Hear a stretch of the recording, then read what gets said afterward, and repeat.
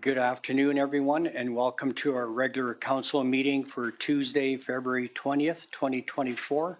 I'll call the meeting to order at 5 p.m. First item on the agenda, under agenda item 1.1, Land Acknowledgement.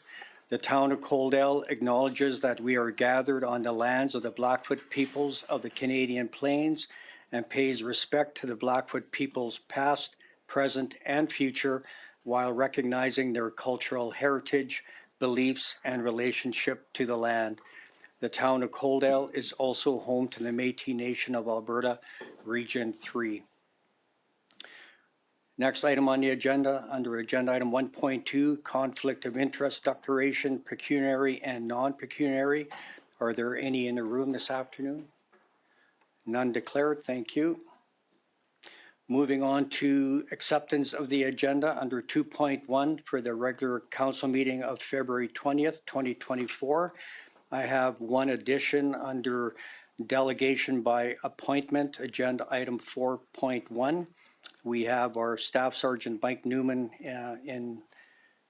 here today that will be giving a quarterly report. Any other additions, omissions to the agenda? Seeing none, could I get someone to make a motion to adopt the regular council meeting agenda for February 20th, 2024 as amended? Councillor Chapman, any further discussion? Seeing none, I'll call the question. All those in favor? Carried unanimously. Thank you. Moving on to adoption of the previous minutes. Agenda item 3.1 from our regular council meeting from January 29th, 2024. Were there any errors or omissions? Seeing none, could I get someone to make a motion to adopt the regular council meeting minutes from January 29th, 2024 as presented? Councillor Pickering makes that motion. Any further discussion? Seeing none, I'll call the question. All those in favor? Carried unanimously. Thank you. Under agenda item 3.2, the minutes from the Committee of the Whole that was held on February 5th, 2024. Any errors or omissions in those minutes? Seeing none, can I get someone to make a motion? Councillor Reese makes that motion. Any further discussion? Seeing none, I'll call the question. All those in favor? Carried unanimously. Thank you.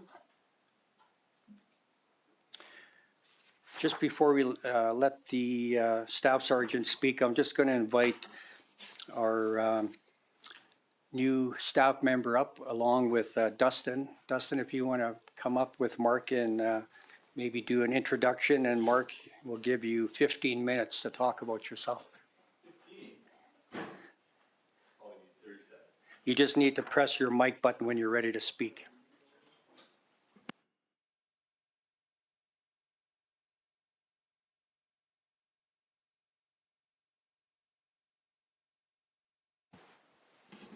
It's Dustin Yankee, Director of Infrastructure.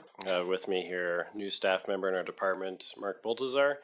He'll be joining us as Manager of Capital Projects, helping out obviously in our department with capital projects that we undertake, such as some, I guess, bigger ones coming down the pipe will be the water reservoir, Malloy 2B, essentially any of the infrastructure led projects. He'll be a big asset to have on our team, but give you maybe not 15 minutes, but a big quick opportunity to introduce yourself.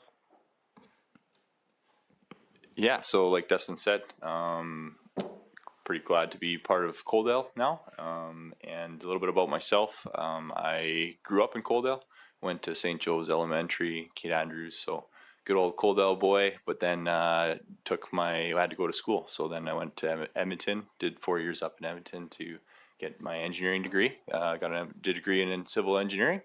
And then I kind of have some rural roots with farming too. Grew up just south of Coaldale. So yeah, that was always a part just to be around this area. And so I moved back and I worked as a consultant engineering for Raymond for a little while. A small little consulting firm, and then last 3 years I moved over to the town of Raymond, so I've been helping them out and have been getting some municipal experience, development and planning side of things, and so I'm really excited actually to be back in the kind of the infrastructure side of things and actually more kind of building and doing the project management. Really excited to be working with Dustin here. And I've kind of had some feelers. You know, you grow up in a town, you kind of pay attention to what's been going on. And I've seen some really good things of you guys. Have definitely, your direction is definitely something where I wanted to be a part of. And it's nice to see that all your oars are rowing in the right direction. And yeah, it was part of my reason to come back to Coalville and to be part of it. So thank you for the opportunity, and excited to work with you guys in the future. So Thanks, Mark, and welcome to the team. I was telling Mark earlier today that Mark's not the first staff member that we poached from Raymond, and the rumor is that we're not on their Christmas card list anymore. So thanks very much, Dustin. Thank you, Mark. I'll now ask the staff sergeant to come up and do a presentation regarding our quarterly from October 1st to December 31st, 2023.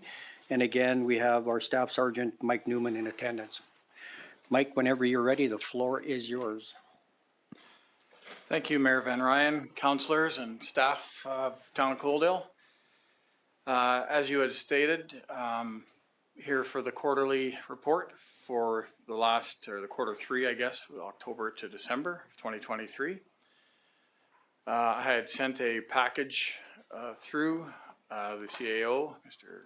Hastings, and I believe Land has got that included in the meeting minutes here. So we'll start off with the municipal policing report.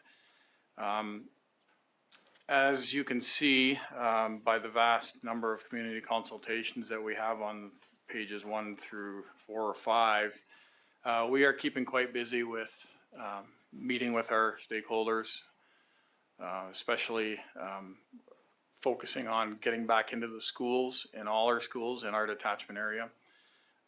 We've gone so far as to assign an officer to each school, had them pick the school they'd like, and that's been working out well. We've done several school visits and working on their emergency lockdown plans and any other questions they have. So that's been a really good initiative that we're going to continue to move forward with. I think that's important to be in the schools. It's been tough over the last few years since I've been here, just due to the staffing levels. There is a lot of schools in Coaldale and surrounding area, so it is quite an onerous task, but our commitment to at least stop in once a month and see those teachers, kids, and principals is invaluable. Some of the highlights that we have done through that quarter, we did do a breakfast meeting with Coaldale Victim Services. I do know that there is questions from this council and others about the status of victim services, and I'll address that at the end of my presentation and kind of give you an update as far as I'm aware of that. We are still status quo, and we are continuing our great relationship with our local victim services unit. We did our check stops with our Coaldale CPOs, both our promotion check stops, the candy cane check stop that was organized by the CPOs in Coaldale, and VSU and Mad Canada. That is always a big hit, and I checked hundreds of vehicles, and Santa Claus made an appearance. It was very well received, and we'll continue to do that, I believe. Continued with regular town hall meetings in this town. We did that in October.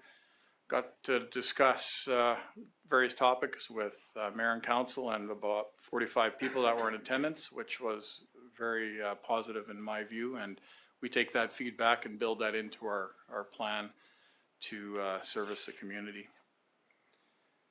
As I was mentioning before, we were at the Coaldale Christian School for an hour. Some of the class or schools invite us and ask us to do a presentation on law, an R.C.M.P, what it's like to be an R.C.M.P officer, what it's like to go through training. So this was on the Youth Criminal Justice Act. We did that at Coaldale Christian School to the grade 9s. That was very well received and lots of questions there. Of course, we also had lots of Remembrance Day ceremonies in this community, in the schools, and attended those along with a Copperhead Junior B game where we held the flag on the ice with the national anthem. Had a really good crime reduction initiative that went through at Coaldale at the Sportsplex. Gave out about 50 or 60 steering wheel locks in less than 10 minutes or 15 minutes. That was pretty positive. Those were all not donated, but our crime prevention unit purchased those out of their budget, and it was definitely a success. They'll be looking to do that again probably next year for sure, and they couldn't believe that that was the fastest they'd handed out that many steering wheel locks in their travels so far. We did the Town of Coaldale Night of Lights, Santa Claus Parade, and the Toys for Tots again in conjunction with the Coaldale Fire Department and the CPOs. Very well received, and again, Mark did a fantastic job organizing that, and I think it showed in the amount of toys and stuff that we collected for the people in need for sure. Did a Scouts tour for the Coaldale Scouts at the detachment. Did some presentations by one of our IDENT members on crime scenes. Hopefully some interest there for some new young R.C.M.P officers down the road. That is a priority that we continue to do, is to push our recruiting and try and get anybody that's interested to apply and or think about it anyways, because we do need good people to carry on serving our communities. One interesting visit I had was with the new Fresh Start Recovery Facility in Lethbridge County, and I had not really had much idea of what that facility was capable of. They had just opened a brand new facility there. If you're not aware, it's quite amazing. Had a tour and had a really good meeting with the manager. They service pretty much all of southern Alberta, but mostly the deep south here, and provide an opportunity for people to recover from their addictions and mental health and any of those concerns, and support them. And they can stay there for up to a year, which I thought was pretty incredible, because it takes some time to change behaviors and to get on the right path. So that's really good, and we have a good relationship that will continue. And we actually spoke with some of the people who were attending the facility and had a good conversation, mostly about hockey teams and who was cheering for who, but not always well received. The police aren't at those facilities, and when we first walked in, we were fairly everybody kind of got tense, and by the time we left, everybody was laughing and we were shaking hands. So that's a really good thing, and it's a great service to this community for sure. If we go to page 9, Lana, I believe. I think maybe you're there already. No. Yeah. Oh, just back one. Sorry. Yeah. Those are the 3 priorities that we've maintained this year. They are enhancing road safety, relationship building in our communities, and enhance awareness, education, and crime reduction. Those continue to be very important. I think they're pretty broad, but we hone them down and have initiatives under each one. Road safety, we do the check stops with our partner agencies, including the CPOs in Coaldale, and do some promotions like the MAD candy cane check stop to try and prevent drinking and driving. And we also follow the traffic calendar that the province has and try and do targeted patrols for certain whatever that month might be, pedestrian safety, or that was in October, and then child seat safety was in November, and December was impaired driving. For our relationship building, just by the sheer number of interactions that we have, and we've always done this, but now that we record them on a program, it shows that we are trying to stay in touch with our communities, and at the same time still deal with the complaints that come in and the time that takes as well. So we understand that's important. We'll continue to do that. And we're also working with our partners in Lethbridge Police, our crew team, which is our SAD plainclothes crime reduction unit, who are always in our area and working to reduce crime and deal with those 10% of offenders that continue to offend. A good news story yesterday, I had full intentions of coming to the pancake breakfast, but we ended up arresting several people, stolen vehicle, stolen property. That was a really good story, and you know, unfortunately I come to work this morning and both of them were released by our justice system on no cash. So we continue to fight that battle as well, and they're prolific offenders that continue we deal with them weekly, if not daily. So it's frustrating for us as well, but we continue to do the best we can. We have lots of public awareness sessions on the vehicle theft, the cold start. We're trying to encourage people to use Project Capture. I know this community is well on their way in getting a Citizens on Patrol, which is great. More eyes, the better, and we'll continue to be involved in that for sure. I'll stop there just because that's a lot of information, just to see if there was any questions, and then I'll move on to some of the statistics that were provided. Was there anything that I touched on while it's fresh in our minds?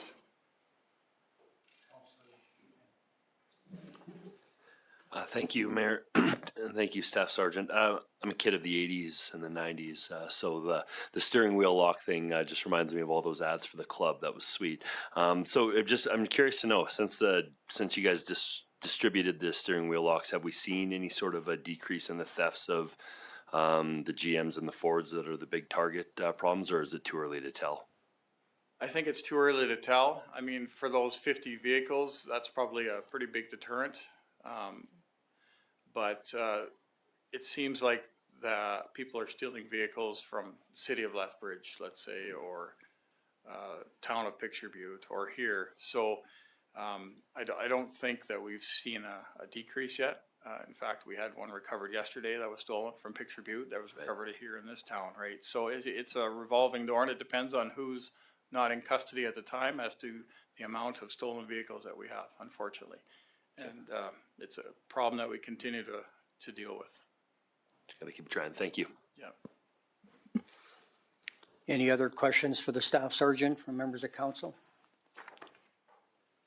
Councillor Chapman. Yeah, thank you, Mayor, and through the Staff Sergeant, thank you for your reports. Are you going to be going into the stats and that later on? I'll hold my question for then. Yes. Okay, thank you. That was a lot of information that I just wanted to make sure that.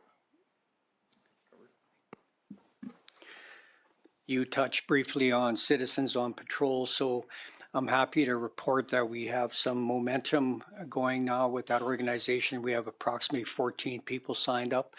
We've elected a executive, and we've applied for our society status. So until the society status comes through, that's when the next step happens, when the training takes place, and then we can get the program up and running. So my question for you is, it's probably going to be 3-4 months before that happens, and you were mentioning that you gave a tour of the detachment, and you had the ident team speak with the group. So is there something that you can do over the course of the next few months that when they have their meetings, they're still going to meet monthly, that we could get some kind of interaction with the local detachment? Absolutely. I have several different presentations that we could encourage. Police dog, ident, some traffic, even if we went into some observation skills or what to look for, just some pre-training, we could certainly do that on a local level. No Sounds good. And then I'll send you an email because we have a meeting coming up on March 13th at 6:30. And then they're going to do a monthly. So then if you can't do it on March 13th, maybe in April, then we can figure something out. That'd be great. If you could send me the April date as well, because I believe I won't be in this country in Okay, sounds good. So I see no further questions, so I'll let you carry on with your presentation. Thank you. So now to the stats page there, please, Lana. Oh, that's a different one. Okay. So the statistics that are shown on the screen are, this says Q4, but it's actually Q3. I don't know, that was an error. That's just for the quarter, just for the municipal town of Coaldale. So if you look at the comparison from 2022 to 2023, we are down in a lot of areas for that 3 months. Remember, this is only a snapshot of the 3 months, October, November, December, for each year of the past 5 years, including 2023. So the numbers seem quite low, but when you take them over a year, which we will talk about after this, there is some decreases and increases in some of the stats that we can chat about for sure. So nothing, everything is down on this page for the most part. I mean, the numbers are small, so some of the percentages are high, like I've talked about before. We just continue to deal with, on page 2, there's a lot of mental health type calls or domestic calls that continue to take a lot of our officers' time that we deal with on a regular basis for sure. If we go to the next stats page, it's kind of more specific. Was that not included? Could be this one. Okay. Apparently that one was not provided to you, but I can, it's a real quick snapshot of 2022 to 2023 year over year for real basic criminal code, persons and property crime, and then traffic offenses. So the one big jump that I notice, and we notice that just in our work and the types of calls that are coming in, are the property crime, which is your stolen vehicles, theft of whatever's accessible from your garage or the yard. Those are up 19% from 2022 to 2023.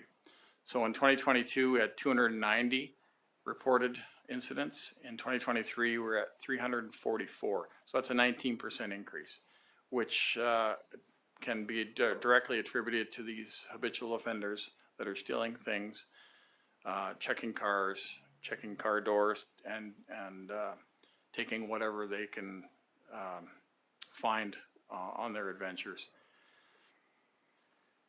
The other interesting one is the persons crime. From 2022 to 2023, we had a 40% decrease. So 119 in 2022 and 71 in 2023.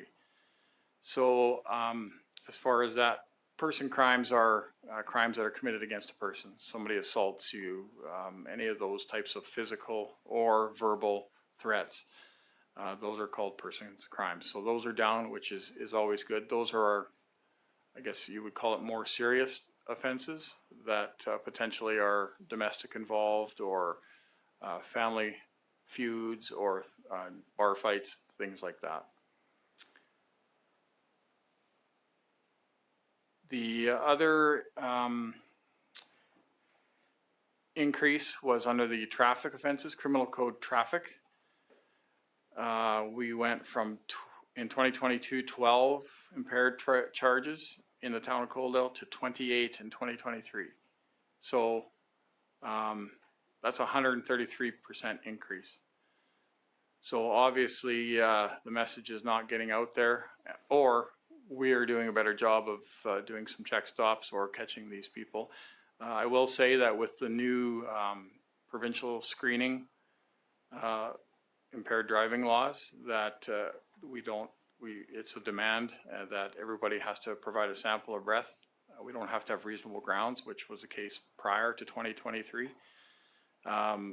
We have detected more impaired drivers that we probably wouldn't have, because people are driving the next morning when they're still hungover, et cetera. So it certainly has got a lot of positives on the abilities for officers to be able to do the mass screening and deal with it that way. Also for the other offenses, drug offenses, we had 5 in 2022 and we had 11 charges in 2023, so that's up 120% as well. And that's really all that was, collisions were up 10%, so 82 in 2022 and 90 in 2023. Maybe we'll have Lana provide this one page at a later time, just so you can have a look. And if there's questions, you shoot me an email or give me a call for sure. I apologize, that wasn't in your package. It's a much easier snapshot to look at than the 2-page for sure. I will continue on. As far as our staffing levels, we continue to trend about average. We had 2 of the town positions on special leave, which is long-term leave or some sort of leave, like paternity, etc. Our sergeant, who was here at the last meeting with me, is now departed, Dave Marintet. He is in Beaumont, and I have a new sergeant, Sean Dutch, who will be starting, his first shift will be March 18th in Coaldale. So I'm looking forward to having him to support, and I will endeavor to bring him to the next meeting for introductions, for sure. Our detachment supports staff on the municipal side. We recently hired a 3rd municipal support staff. Her name is Janine. If you come to the front counter, you will meet her. She is a wonderful person who is fit right into our team and does a great job at the front counter in dealing with our clients that come to the detachment.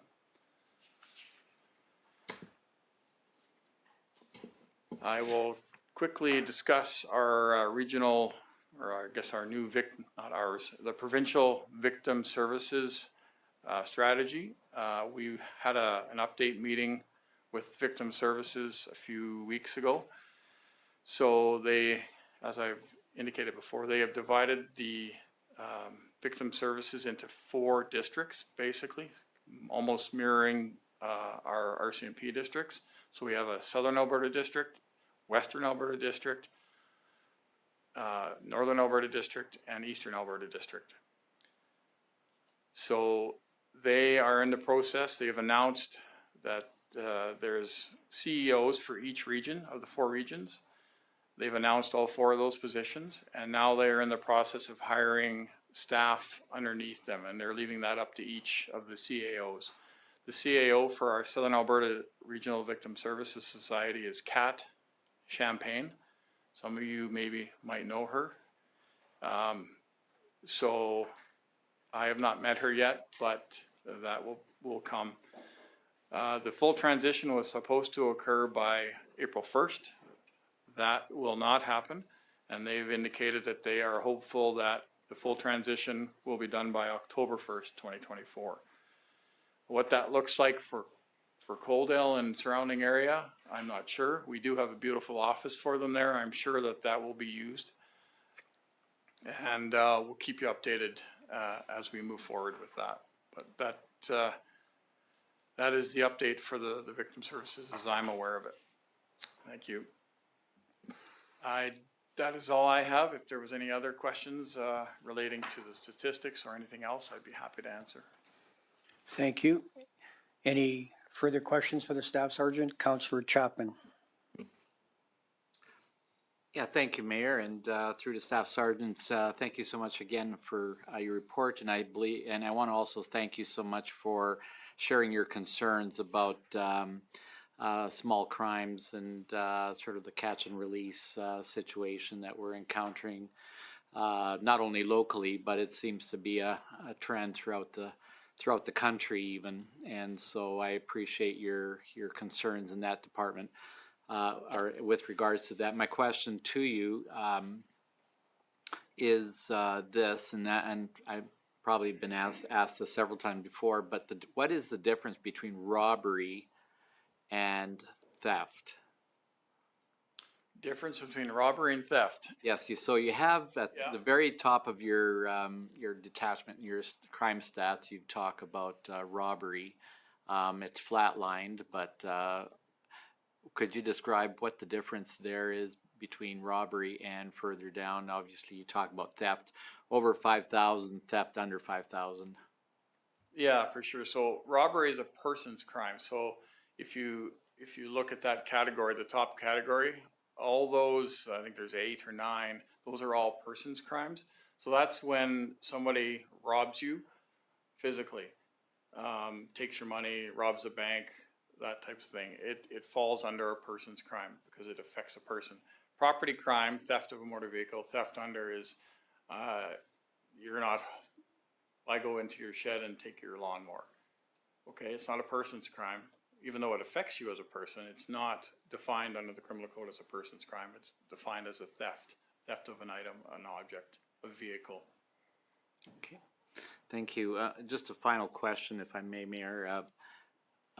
With regards to some of the people that we've noticed in the community that might be related to some of these crimes,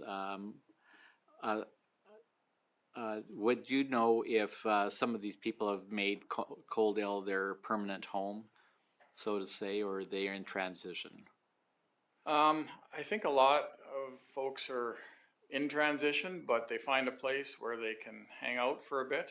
And, you know, there's certain people in the community that accept that, you know, transients or people that are on the move, or and they let them stay at their place. I do know that we've had people who have been charged and are released from court, and they say they have no fixed address, but all of a sudden an address in Coaldale shows up, and it's one of our known residences, and that's where they're staying, claiming to stay. So I would say that they're, as long as they're not being kicked out by the landlord or whoever they're staying with, they're staying here as long as they can. And, you know, we are doing our best to enforce the law and charge and get them before the courts and get conditions on them so we can do our curfew checks and condition checks. But it's an ongoing battle that we feel that it's an uphill battle for sure. But our members are doing a great job of getting out there and doing some inventive ways of dealing with this surveillance and those types of things, because, you know, it's not illegal to ride a bike around, but we have to be able to, you know, and we can't follow them around for 24 hours either. So we have to be creative on how we deal with that for sure. But it is, it's time consuming, and there's lots of calls, and we do what we can with the time that we have for sure. Okay, thank you. And with lots of calls, are you hearing more reports of calls for thefts under 5,000, for example, or are people just not reporting those thefts? I think they are, and maybe our message is getting out through the community with the 19% increase from 2022 to 2023 that I had talked about. Those are reported crimes, right? So I think the message is getting out. Maybe people are reporting. I don't know if there's any more or less happening, but it's certainly not getting any better as far as things going down, trending down right now. And it all depends on who we have in our communities that we're dealing with. Okay. Thank you so much. Thank you, Mayor. Councillor Avery has a question. Thank you, Mayor, and thank you, Staff Sergeant, for their report, and thanks all your staff for all their hard work. When you did the last community presentation, you guys talked about an app or a sign up for notifications of events that are happening, thefts. I notice there's a lot that come through from northern Alberta, but really nothing south of Red Deer for vehicle thefts and be on the lookout for. Is that because it's more of a system used in northern Alberta, or the south doesn't use it?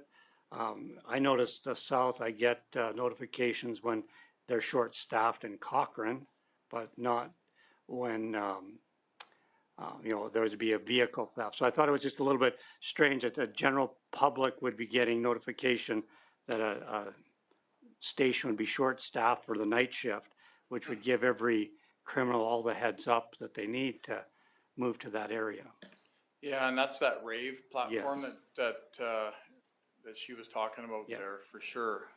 That's definitely not intended to go to the general public for sure. I will make note of that, and that was a Cochrane specific message you received? Okay. Okay. As far as the usage, I mean, I think what hasn't happened in southern Alberta yet is the transition from the stats that are filed, like police reports that are filed, have to be inputted onto that app. So maybe northern Alberta is on board and doing a better job of that than we are in southern Alberta. And I will check with the people that run that Rave app and see who's doing the uploading on that, because I don't see much I don't get much in southern Alberta either. So thank you. Speaking further to that, Councillor Chapman and I were at an event in Tabor last weekend, and they were speaking about another program called the South Central Alberta Regional Notification System, known as SCAR. Do you know anything about that one? I have not heard of that acronym, no. Okay, I'll send you the information on that one as well. Maybe you can look into it for us. Any further questions, comments for our staff sergeant? So maybe for our viewers at home, if you could just explain one more time with what happened yesterday with that motor vehicle theft and how they were released so quickly, because on the street, when we're approached by our residents, of course, it's always your fault why they're out so early. So if you could explain that process, how that works with the court system. Certainly. So when we make an arrest, like we did yesterday, we arrest somebody for possession of stolen property. In this case, it was a vehicle. They were in the vehicle. So that's possession of stolen property over $5,000. We can't prove that they stole it, but they're in possession of it. There's two different charges. So what the officer will do, they will see who they have arrested. The officer will do some research on our computers, what kind of criminal record they have, the history, are they already on release conditions, have they been arrested for the similar thing. They have to make a decision. We either release them on a piece of paper, what's called either a promise to appear or recognizance. We can do that as the police. Or if we feel that they do not deserve or shouldn't be let out, or somebody else, a justice should decide that, we do what's called a bail package. And it's a criminal bail package. We have to have it done and submitted, and that person has to be brought before the justice of the peace within 24 hours of his arrest. So right away, as soon as we make that arrest, we have 24 hours or less to get that person in front of the justice. If not, then we are breaching their charter rights. So right away, that puts us under the gun to get our investigation done, get our statements, all that. So 24 hours isn't a real lot of time, especially when you're dealing with nights where people are sleeping or working. So we have to do the best package we can and send it off. Once we send that off, it's not done in person. It's all done over the teleconference. That person who's arrested is entitled to contact counsel, obviously. They also are entitled to be represented by counsel. Both of those can be provided if the person doesn't have their own counsel that they request or they're not available. And that's the legal aid, through the legal aid system. So if we proceed with the bail hearing, we have in this province now, there is a Crown bail person who speaks on behalf of the Crown or the police. The police are not part of the bail hearing anymore. That has changed. That was under the bail reform probably 5 or 6 years ago, I'm going to guess, where we used to do all the bail hearings. So we would present our evidence, the Crown's evidence is what it's called, and then the defense would present on behalf of the accused, or the accused could speak on their own behalf if they chose. So the bail hearing is held, and then the justice will take all the information into consideration and make a determination whether that person should be remanded in custody, whether they should be released on cash bail, actual cash bail with conditions, no cash bail with conditions, or just released outright. So that's the process. And in this case, the person was released on no cash bail with conditions, even though they have, a numerous record of similar offenses. But in the eyes of the justice system, property crime or, I guess property crime is not deemed as serious as person's crime. So if that person would have maybe assaulted somebody and hurt them, caused some injuries, that may be more grounds to hold them in custody. So I have no idea how, if they have a matrix or how they follow it, but the decision is made by the justice and then they're either released or held. Thank you for that excellent explanation. I'll open it up one more time to members of council. Any questions, comments for our staff sergeant? Well, thank you very much. As always, it's a pleasure to have you come and present. Appreciate it, and we'll be talking to you again soon. Thank you very much. Have a great night. Could I get someone to make a motion that council receive the R.C.M.P. quarterly report delegation as information? Deputy Mayor Saylor makes that motion. Any further discussion? See none, I'll call the question. All those in favor? Carried unanimously. Thank you. Moving on to business arising from the minutes, agenda item 6.1. We have our CAO, Kalen Hastings, presenting on an expropriation approval. Thank you, Mayor and Council. The purpose of this report is to request that Council formally approve the fee simple expropriation of land in Coaldale, legally described as Lot 6, Block 12, Plan 6476AA, and known civically as 1811 20th Avenue. This request follows the conclusion of the 21-day notice period from when the notice of the Town of Coaldale's intention to expropriate was delivered to the legal owner of the aforementioned property. This notice of intention is attached to the staff report before you, and it is a notice that also appeared in 2 consecutive editions of the Sunny South News in accordance with statute. By way of background, at the regular council meeting of November 27th, 2023, this expropriation process commenced to facilitate the objectives contained in the Town of Coaldale Area Redevelopment Bylaw 878-P-09-23. In order to move this process to the next step, Council is required to make the resolution to approve the expropriation of the land legally described as Plan 6476 AA, Block 12, Lot 6, with the nature of the interest in the land intended to be expropriated as fee simple ownership. And the draft resolution to complete this next step is contained in your staff report. Thank you. Thank you.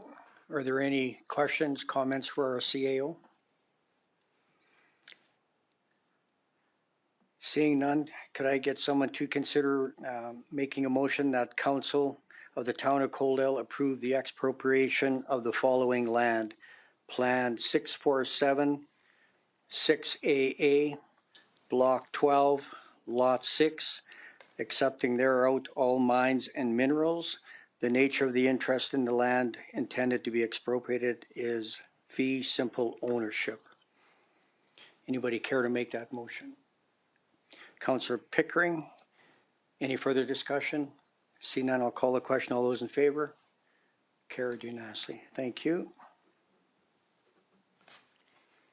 Moving on to bylaws and policies, agenda item 7.1. Land Use Rezoning Bylaw 885-P-02-24 regarding first reading. And we have our Director of Growth and Investment and our Deputy CAO, Cameron Mills, presenting. Cam, whenever you're ready, the floor is yours.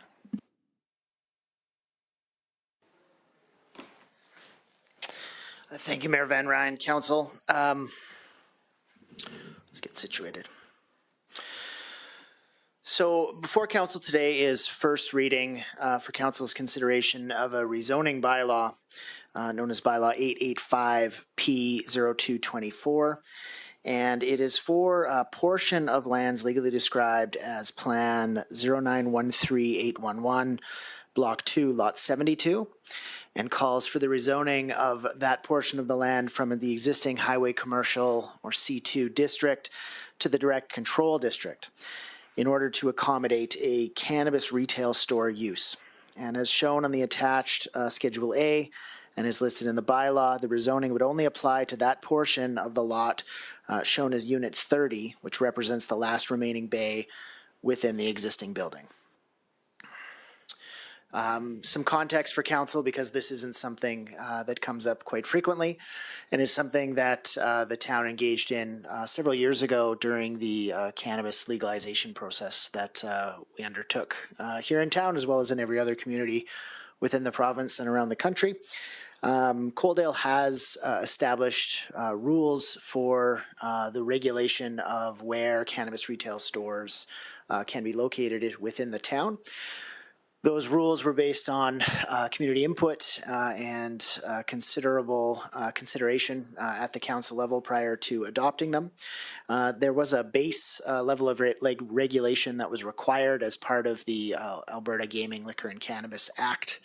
And then municipalities had the opportunity to consider changes to those regulations or additional regulations there above. And as such, after that process occurred, the town of Coaldale adopted regulations which form a schedule within our land use bylaw, which require a number of considerations for the siting of this type of use. However, these considerations also come with the caveat that any land that's going to be considered for this use be rezoned direct control, which means that it is ultimately at the council table where consideration for this type of use is brought, rather than at the, for example, at an MPC level or as a decision of administration. With that note, what also occurs when something is required to go through DC is that we do have regulations in place which require consideration in terms of setback distances. However, the land use bylaw is also quite clear that at the council level, waiver of up to any amount for any measurable distance is considerable. And so with that regard, these types of applications need to be considered with that in mind. So speaking plainly, the location that we're talking about here lies within the new commercial building in the west end of Coaldale, where existing uses include Kentucky Fried Chicken, Chopped Leaf, and Barburrito. The remaining bay located between the Chopped Leaf and the Barburrito, which represents just over 1,000 square feet, is the subject of the application where the proposed use would take place. Within Schedule 14 of the Land Use Bylaw, and as noted in the staff report, the setback distances that are listed are as follows. 500 meters from another similar use, which is to say 500-meter setback requirement from another cannabis retail store. There is only one such other use in town, located here, just up the street from where we are currently, the former home of 3G Eatery. And in this case, the setback from that would be in excess of 1,000 meters. 300 meters from a parcel of land on which a school, childcare facility, recreational or sporting facility, community center, park and playground is located. 100 meters from the boundary of a parcel of land on which a provincially owned or operated medical facility is located, 100 meters from the boundary of a parcel of land on which a liquor store is located, and 100 meters from the boundary of a parcel designated as a school reserve or municipal school reserve is located. And we do note that with respect to this application, this location meets all of those criteria except for criteria 4, which is the requirement to be 100 meters from a liquor store. In this case, there is a liquor store across the street, so it's approximately 40 meters, depending on how you measure. What would also note is that the way this has been approached, direct control bylaws can fundamentally look however we want them to look. In this case, what we did with this proposal is to mirror the direct control district that exists for the existing cannabis retail store. However, in that case, it would have mirrored the C1 district, but in this case, what we've done is we've suggested that in order to allow for the eventual transition of this lot to another use, because units change over a decade, for example, stores change or what have you. Fundamentally speaking, what we're suggesting is that all of the rules that are in place for the existing zoning remain. However, we simply add the cannabis retail use to this particular unit should council decide to go in that direction. So that is the way in which the bylaw is structured. I'd also note that this represents first reading of the bylaw, and so should council pass the bylaw this evening, have an opportunity to advertise, go to a public hearing, collect community feedback, come back, give the applicant an opportunity to speak before council prior to consideration of second and third reading. The intention, of course, being to do that at the next available council meeting in 3 weeks' time. With that, I'd be happy to entertain any questions council might have. Thank you, Cam. I watched the council meeting back from October of 2018 when the bylaw was first discussed. And can you just give me the comparisons, let's say what the provincial regulations were and how the town of Coaldale superseded some of those? Absolutely. So the provincial regulation, the base minimum, which is probably the majority of communities in Alberta would have adopted the base minimum as the regulations, the city of Lethbridge being an example of that, had a requirement for a 100-meter setback from schools. We adopted a 300-meter setback from schools, and they also call for a 100-meter setback from provincial medical facilities, which is to say hospitals, so not doctors' offices, but rather provincially owned and operated medical facilities, as well as 100 meters from parks. So those would be the provincial standard. We took the opportunity to look at uses that were, or restrictions that were more expansive than that, and that's ultimately what was adopted. So for the hospitals, was there a difference between what Coaldale decided and what the provincial statute was? Yes, thank you. So for us, no, we have I believe it's 100 meters from the boundary. Yes, so we have the 100-meter hospital regulation as well. Okay, thank you. I'll open it up to members of council. Councillor Beekman has a question or comment. Thank you, Mayor. Actually, a couple questions, if that's all right. Thank you, Cam. So when looking at these guidelines here, so number 4, the only one that the applicant would be in violation of 100 meters from the boundary of a parcel of land on which a liquor store is located. Is that a Coaldale only rule, or is that also a provincial guideline?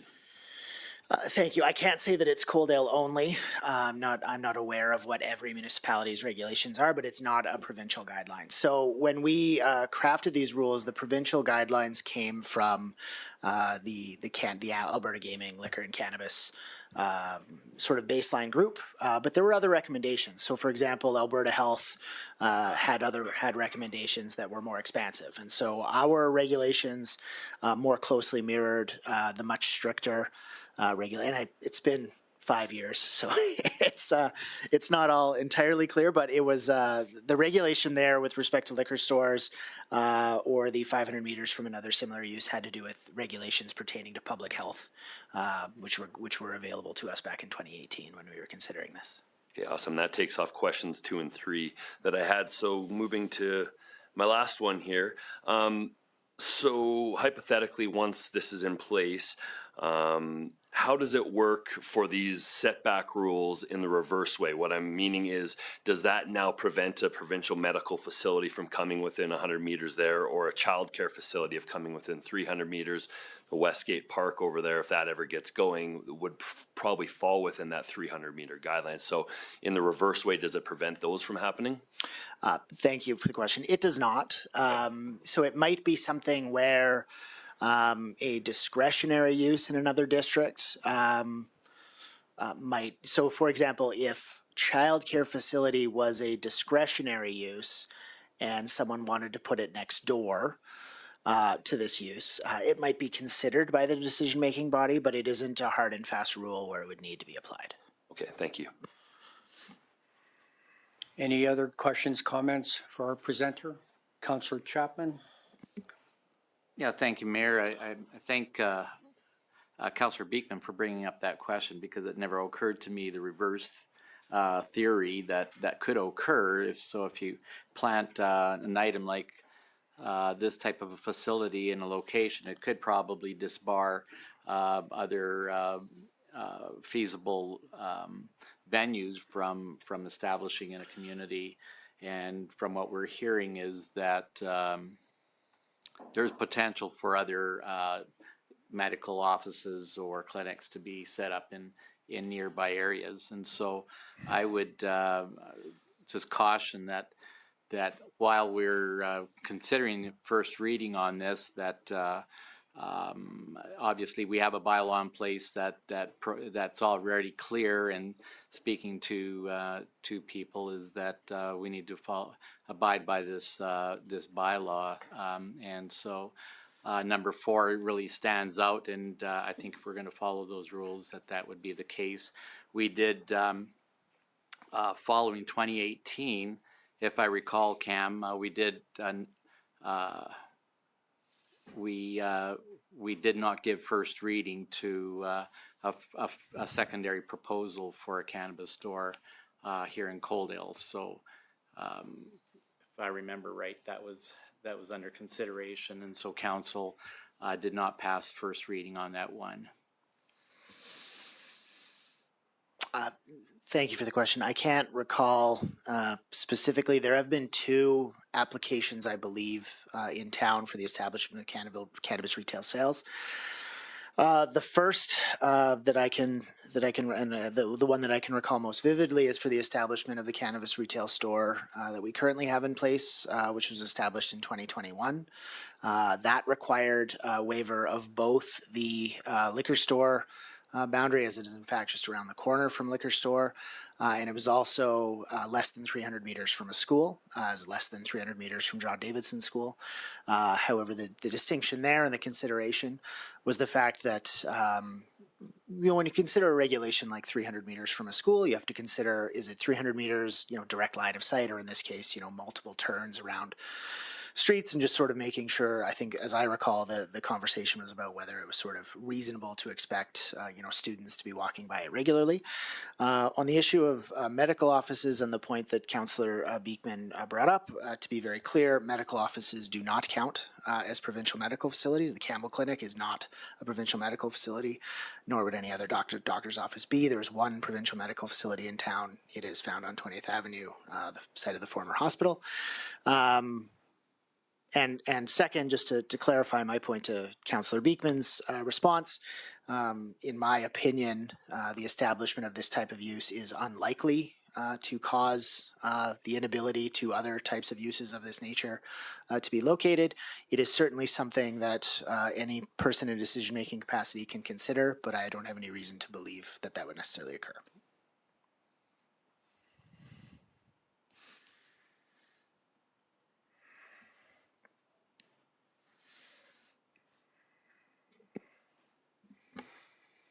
Thank you, Councillor Chapman. Any further questions, comments for our presenter? Councillor Avery.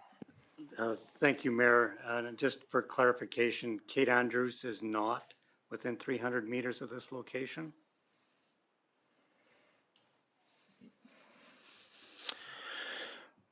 Thank you. Not that I am aware of, no. I did some measurements. I'll certainly measure again in advance of the public hearing. Councillor Beekman. Sorry, just on that note, when we take these measurements, are they walking distance or as the crow flies? Because those are 2 totally different measurements. Thank you. And that was the discussion at the location over here, right? So a strict reading of the bylaw suggests an at the crow flies measurement from the corner of one lot to the corner of another lot. Whether or not that is an accurate reflection of the spirit and intent of the regulation is up for you to decide. So, Speaking about distances from the existing cannabis to the liquor store that's in close proximity, they went from the cannabis front door to the liquor store front door. If they went to the secondary entrance of the liquor store, it's actually only about 22 meters. Mm-hmm. I think, for myself, I think it's important that we let the public have input on this as well.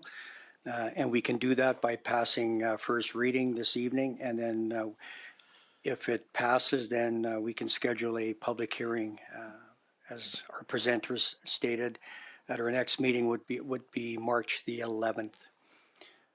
Any more questions, comments? Councillor Beekman. Not a question, comment, but if there's no other there's no other questions or comments, I'd be willing to make the motion to breathe life into this bylaw and provide first reading for land use rezoning bylaw 885P-02-24. Set the public hearing.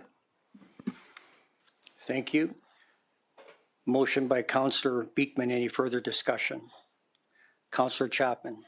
Yeah, thank you, Mayor. I think it was in 2018 as well, there was a survey that was carried out, and I think one of the questions on that survey recommended that these kinds of facilities or venues go to a referendum or to a survey that allows for the public input in terms of what they define as appropriate. And I think that the one that was really quite interesting was the fact that highway commercial, there were 50-50 on the site of it, on location. Lots of people in the survey were concerned about it being anywhere other than downtown, and I think it was 80% that supported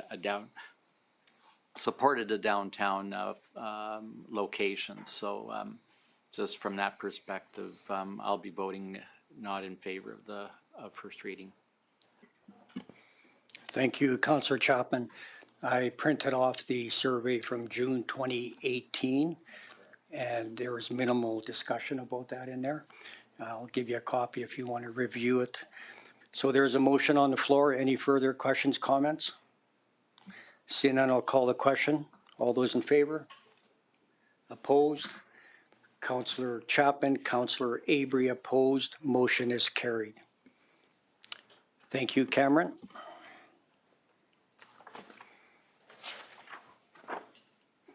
Moving on to new business, agenda item 8.1. We have Dustin Yankee, Director of Infrastructure, and Mark Anderson, our Manager of Community Policing, speaking on the topic of Cottonwood Drive traffic calming curbs. Gentlemen, whenever you're settled in, the floor is yours. Thank you, Mayor. Good evening, Council. So the intent of this report is to give or request Council approval for the installation of traffic calming curbs at the mid-block crossing along Cottonwood Drive between Highway 845, also known as 20th Street, and 21st Street, with the intent to reduce speeds of motorists and improve pedestrian safety. So I'm going to give a bit of a background just on our traffic calming pilot program. Those members of council that were on last term might have some recollection, but I also want to give some insight on the work that Mark and his team have been doing as well. So back in May of 2021, administration had presented a traffic calming pilot program. And the intent at the time was to formalize a traffic calming policy that would be utilized to standardize how citizen-led traffic calming requests would be handled to ensure a fair and justified methodology be followed for decision making. I've had some turnover internally, so this has been put on pause, but we do intend on bringing this back to council in the 2024 calendar year, with the initiative in this report being used as a guide in finalizing that framework. So following the approval of the pilot program, a public participation plan was presented to council at the next regular council meeting, which provided an outline for conducting public participation alongside the pilot program. This then led into the formation of a town-wide online survey, which was posted to the town's Let's Connect Coaldale site from August 24th to September 21st, 2021, encouraging residents to provide feedback on traffic issues around Coaldale. So within the survey, provided a lot of valuable insight, particularly for looking at through the lens of the infrastructure team from the engineering perspective, but also with Mark's team from the municipal enforcement perspective. He's been able to use it to target anticipated speeding hotspots around town, where we've been able to set up our traffic analyzers and actually collect real speed data. And then from there, it's provided opportunity to justify targeted enforcement campaigns where we know that speeding does occur. And this is one of the tools that's outlined in the town's traffic safety plan, which is a document that we provide to the province yearly to operate our automated traffic program. So within this town-wide survey, we were able to sift through and delineate the Cottonwood area complaints and those that specifically live in Cottonwood. I can kind of summarize the findings here as follows. Majority of people felt that there are speeding issues along Cottonwood Drive, often being the same suspects over and over. So speaking with Mark, this has been something we've worked on as well with targeted enforcement. It is a tool that does help deter repeat offenders from speeding in areas, particularly in areas that they live when they're anticipating the presence of traffic enforcement. Several complaints about loud exhaust and engine brake noise from 20th Street. So this is something that we have tried to resolve through the installation of these traffic signs you can see in the report here. So trying to deter semis going down Highway 845 from using their engine brakes. Also several requests for increased traffic enforcement and photo radar. And just a note on this, with the current moratorium on photo radar by the province, it actually restricts us from adding any photo radar along Cottonwood Drive. However, we do have the location along Highway 845 at this time that is near Cottonwood.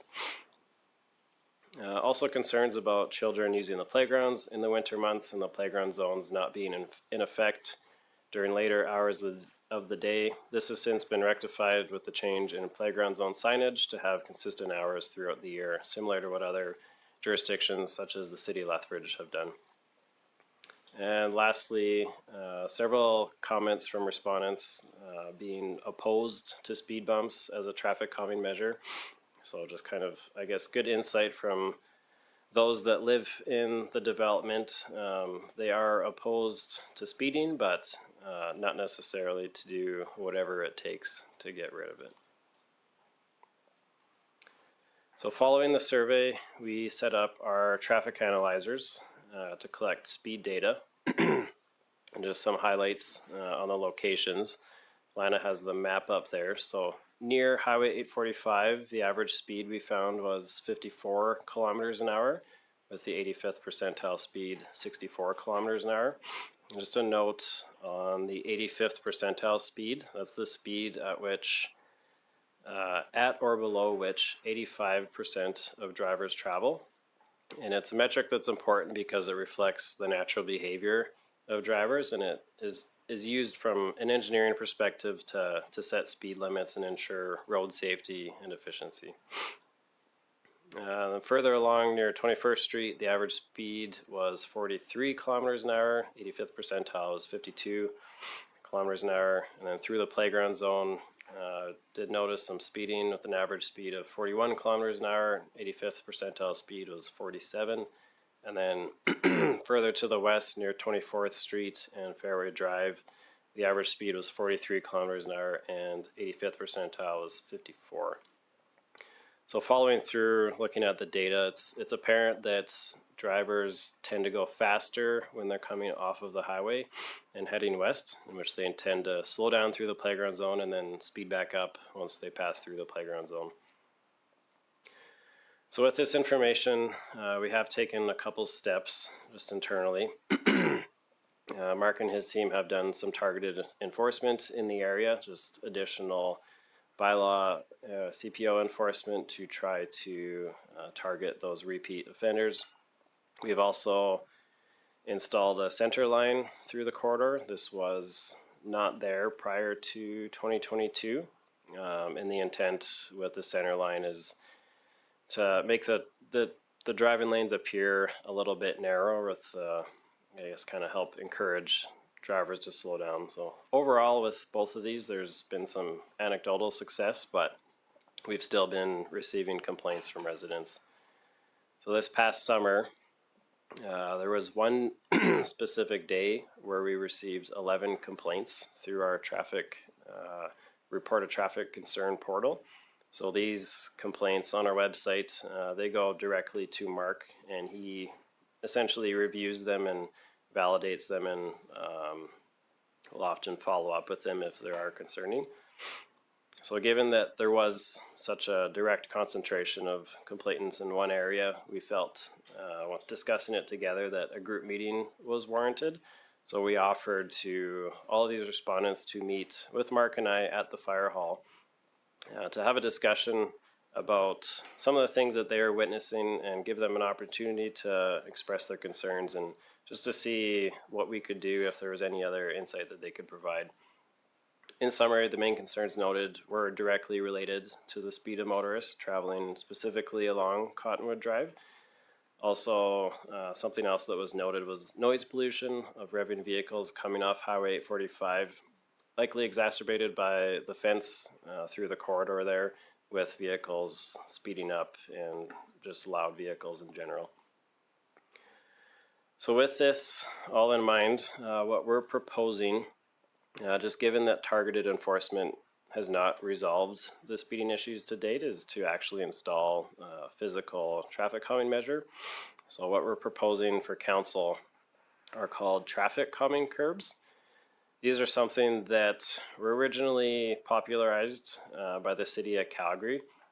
They began piloting them back in 2017, I believe it was. And in 2019, they actually received the Road Safety Engineering Award from the Transportation Association of Canada, specifically for their use in the pilot program. I believe Lana has a short video just to kind of give you guys an idea of how they're used and specifically how they could be used in this scenario.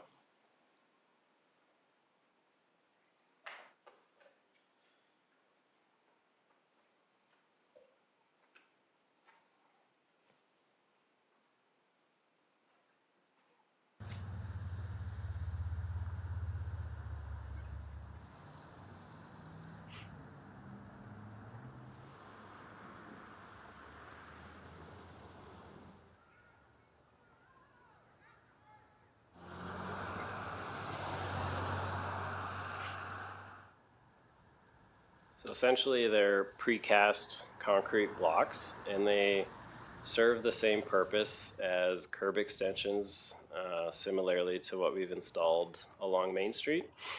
The success that they found is given how cost effective they are and the fact that they're movable. So you can trial them in areas without committing to much more expensive upgrades of putting in concrete, and then obviously you're committed This is the sickest thing you could possibly imagine. at that point. Waves of Let's have an anger ad keep going. hitting Clint Levesque after Scott. That's okay.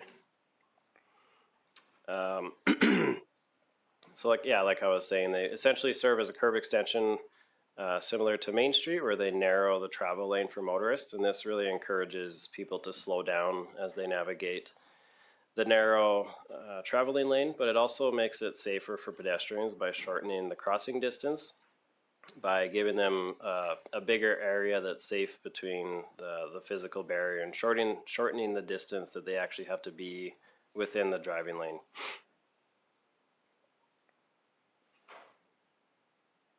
So some key considerations, given that they are movable, it is something we can trial, and if there is, if we find that they're not working, there is potential to remove them. But further to that,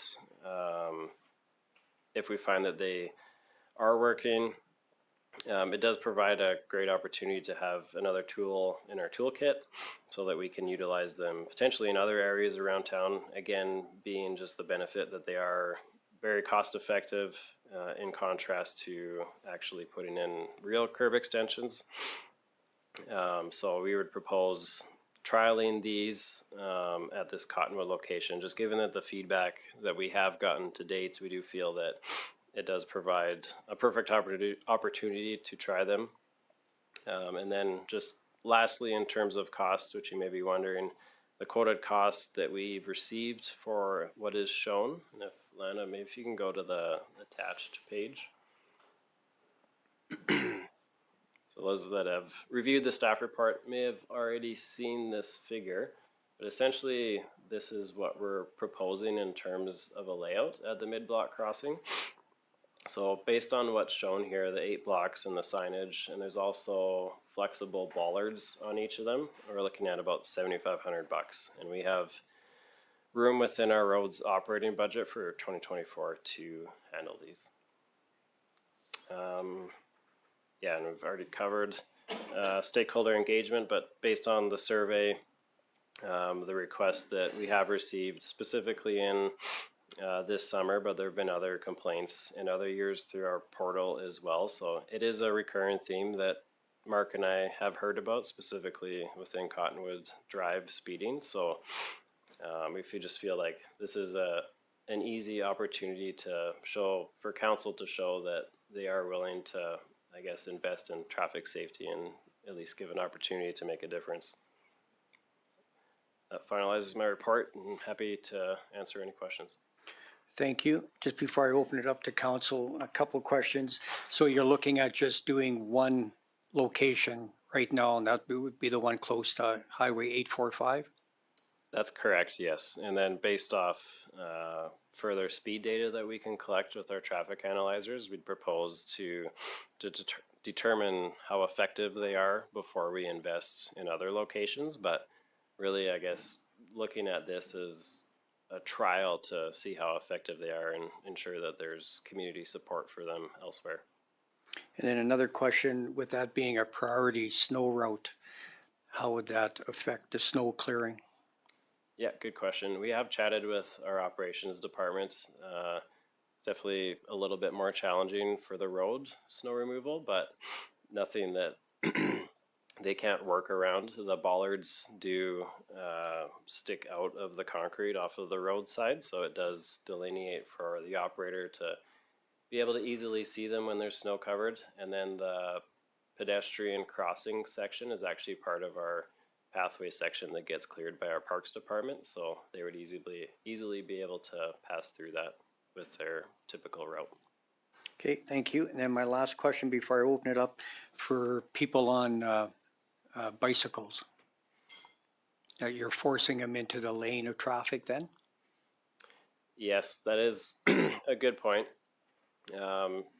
Bicyclists would be forced to come into the traffic, I guess, into the lane.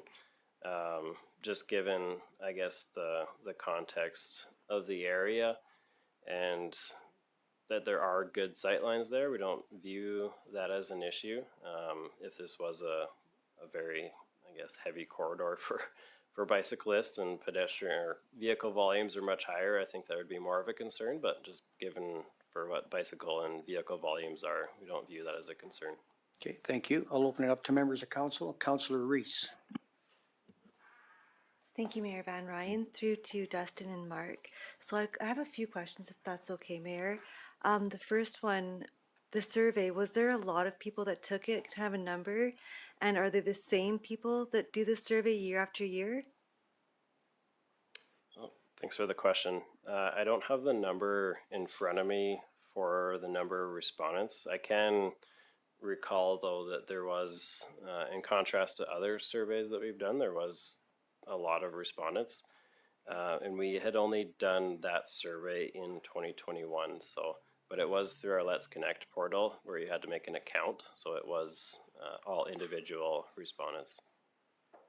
Thank you. And then kind of to go off of the mayor's question to you earlier, so this these curb outs, they would just be off of the 845 onto that Cottonwood Drive. So how would that stop drivers from then speeding up once again in front of that playground zone on Cottonwood Drive there? Yeah, no, that's a great question. We're not discounting that there are other issues along Cottonwood Drive. This is essentially what we're viewing as step one to trial these curbs, and we're still looking at potential options for the playground zone. It is a bit more challenging with the S-curve through there and the offset of the intersections and driveways. So from our perspective, this is an easy opportunity where there, I guess, are less constraints, whereas once we get closer to the playground area, there are definitely more constraints to deal with that create, I guess, more potential for them to not work as well.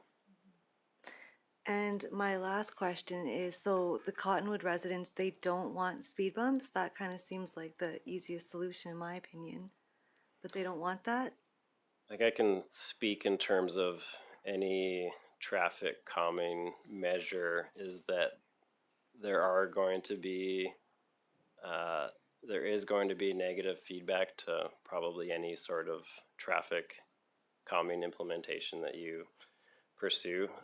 Speed bumps in particular, I believe, can be quite polarizing because they penalize often the speeders that might not live in the area, and then all the residents that do live in the area who generally aren't speeding because it's their neighborhood are the ones that are impacted the most because they have to drive over them more. So based off of discussions I've had in the past, that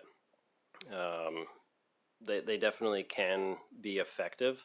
It's just really, I guess, a matter of to what extreme do you want to negatively impact the majority of the drivers who aren't speeding currently. Okay, thanks. We have a question from Councillor Chapman and then Councillor Avery. Thank you, Mayor, and speaking in favor of this, obviously this is fantastic, and first of all, I'm really disappointed how our traffic is not adhering to rules like speed limits and particularly playground zones. It's rather disturbing to see the numbers that you presented with regards to some of our playground areas, and that's very frustrating nonetheless. I'm pleased to see this as a project, and I hope that we can hear some results a little later on, again, maybe in a quarter or 3 months, 6 months, or something like that. You could probably give us some data as to how it's working. But just for myself and our viewers, can you give us a little bit of a context as to how close together those bollards are going to be? Is it relatively the same as Main Street here, that same width that we would be looking at? So what we're proposing here, you can see in the drawing, is a 3.7 meter driving lane. In comparison, Main Street is 3.3 meters. So this is approximately half a meter, just under 2 feet wider. Okay. And that's another benefit of going the route of these movable curbs, is that we do have the ability to adjust them. So if we do find that they're too wide or too narrow, it's very easy to make changes in the field. Yeah, I guess further to Councillor Reese' comment about the speed bumps is that you can go to the extreme end in terms of implementing traffic calming measures, albeit making very narrow driving lanes to really force people to slow down. It's really a balance of how much do you want to negatively impact all the rest of the drivers that aren't speeding. So it's a bit of a balance, and we feel that what we have here is definitely a good start. And if there's feedback that it should be narrower, then we'll definitely look at that. Thank you, Dustin, and I appreciate the fact of your location, mainly because it is a pedestrian crossing there, and that's really important to have something like this. Would you see the need for lights as well for pedestrians when they're crossing, or no? It's not something, I guess, that we've totally discounted. We have added a lot of zebra crosswalks around town, and essentially adding what we call their RRFB they're basically flashing beacon lights is the term for them. They are pricey. They do or can have positive impacts. It's just, I guess, another tool that we would look at if pedestrian volumes do get higher here, then maybe ultimately is something we look at. But currently, pedestrian volumes aren't that high right now. We would generally look at installing those closer to our schools, and where we do get a lot of pedestrian traffic and higher vehicle traffic as well. So it's more or less a trade-off of cost versus benefit.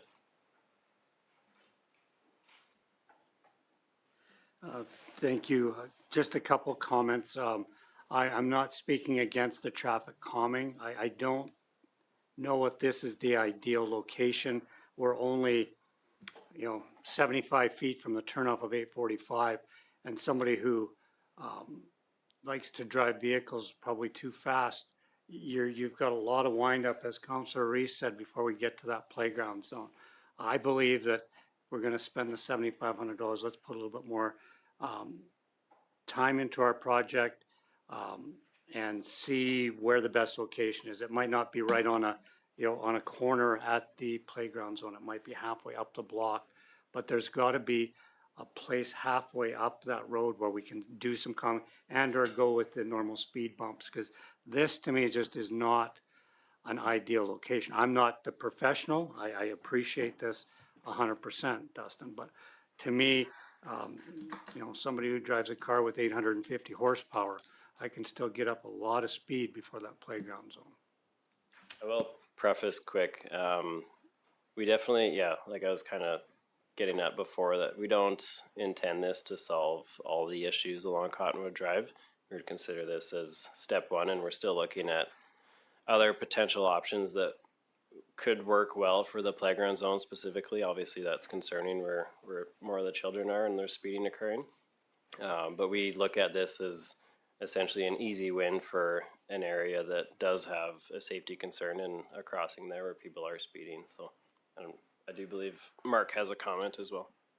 Just as a follow-up, and my other reason is these are all backyards where you go down a block and it's all front yards. So kids are running out on the street. Here they're in the backyard playing with a 6-foot fence. If I may, one of the considerations that we took into account in choosing this location as a test site was the stretch of Cottonwood Drive, which was getting the highest speeds.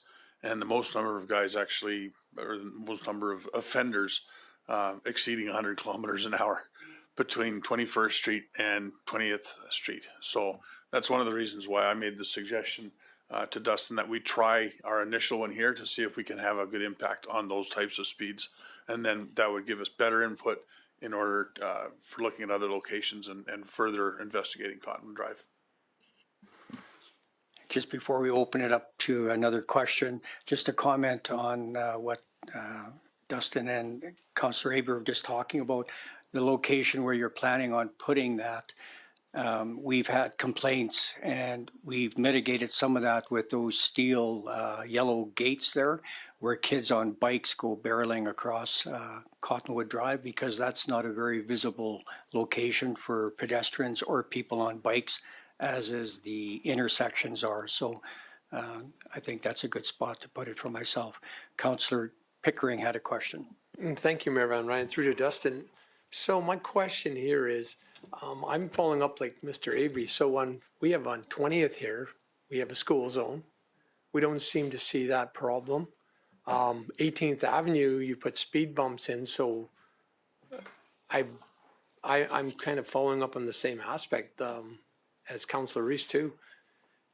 This is not really, in my eyes, going to stop them from speeding up, because they're not speeding up in that. They're speeding up after they get past that next avenue. Oh, sorry about that. And it just seems to me that, are then you going to look at that same thing over then on 18th Avenue when that development comes in? You're going to take them speed bumps out? I mean, we don't seem to have that problem over there because of the speed bumps. So is it worth, not just putting in the speed bumps and making it happen? And to address your question, I believe, is that should we consider speed bumps instead of, I guess, what we're looking at here? And kind of to elude what I was trying to get at before, is that speed bumps are always a potential option. It's a matter of, again, how much do you want to make it less convenient for the rest of the residents that don't speed in the area.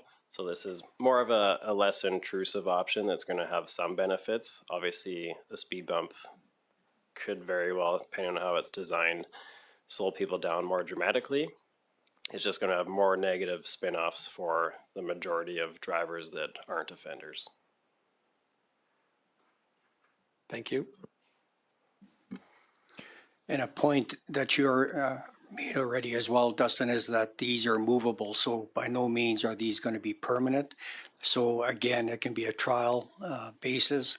And if we see satisfactory results of that, then we can add more of them along Cottonwood Drive if need be. But this is a good opportunity. Councillor Beekman had a question. Thank you. And also not speaking against traffic calming in general, because I know that this is a hot button topic, this Cottonwood Drive. First off, the data that we've got here, that's all 2021 data. Do you feel that 2021 data still reflects the true state of where we're at in 2024?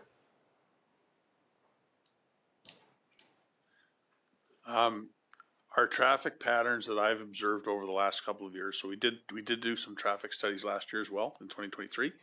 And along Cottonwood Drive, the speeds had not dropped dramatically or dropped significantly when we installed the yellow line down the center of the roadway. The speeds on 20th Street are, so actually on 845 are still quite high. We get lots of data from there because we were able to use our full radar system along that stretch of roadway. Our unmanned traffic analyzers tend to show a decrease in speeds overall throughout the town by about 1 kilometer an hour year over year. Oh, sorry. Follow up on that then. Is it maybe time that we revisit a speed limit drop wholesale for Cottonwood? It certainly would be something you could look at, absolutely. Okay, I just, reason being is if, dropping those bulb out curb or those bulb out curbs where that location is, we still have a significant amount of distance before the playground zone, and that doesn't, so that takes care of there. But then we've got up to 21st Street all the way to 22nd Street and then to the playground zone. I just worry, I find the biggest way to get people to change is pocketbook, right? And you drop it down to 30, it's a more ticketable opportunity. Generally, I feel we might be able to get people to slow down a little bit more that way. But again, I'm not the expert in this, just a thought in my head. Absolutely. Thank you. And then further to your comment, as part of and I'm not sure if it was the same survey, we talked about lowering the speed limit. And we had a lot of pushback from residents.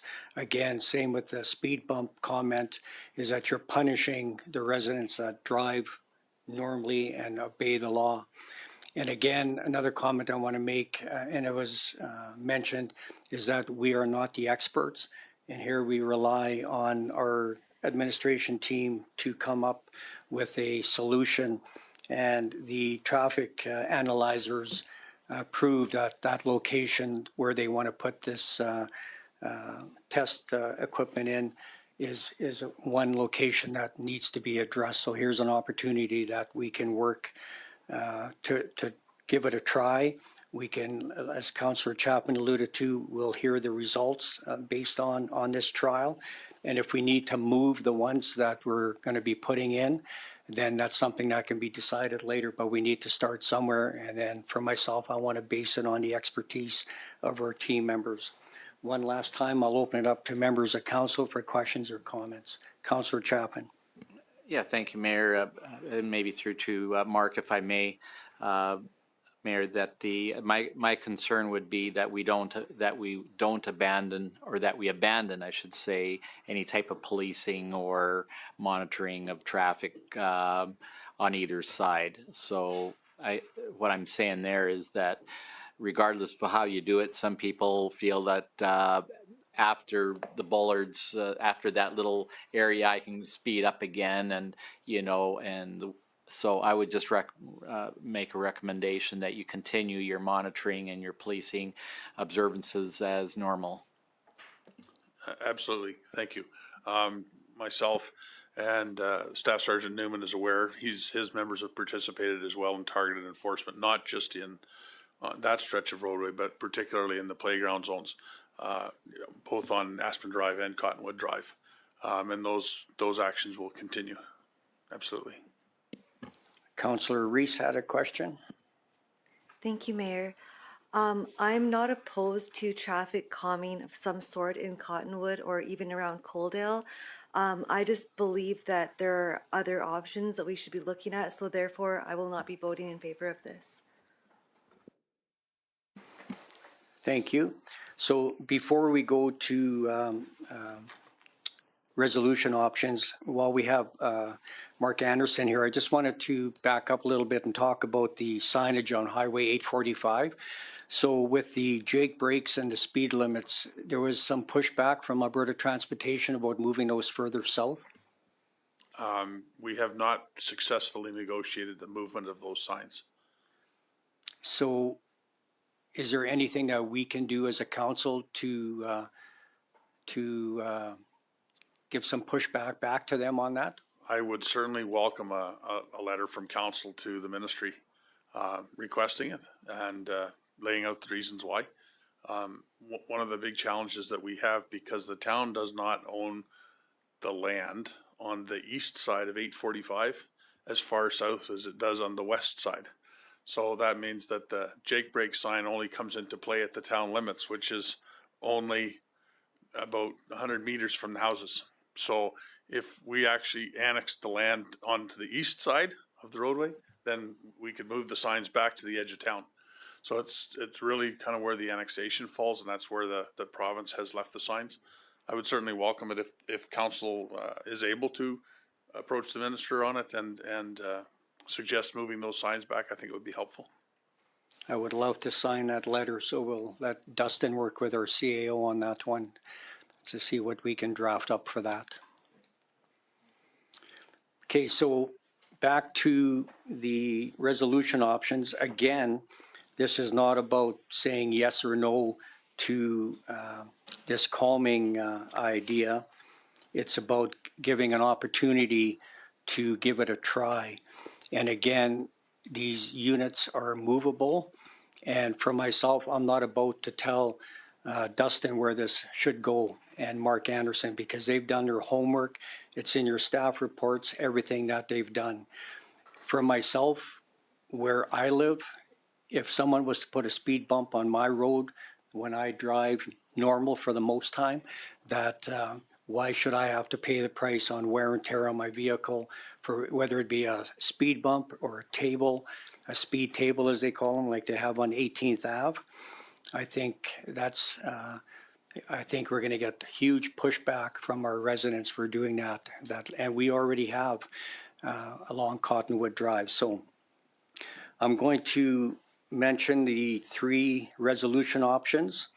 And if somebody would like to sponsor one of those, the first one is that council approve the request to install traffic calming curbs at the mid-block crossing along Cottonwood Drive between Highway 845 and 21st Street intersections.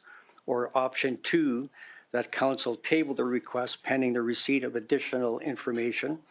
Or option three, that council provide alternative direction to staff.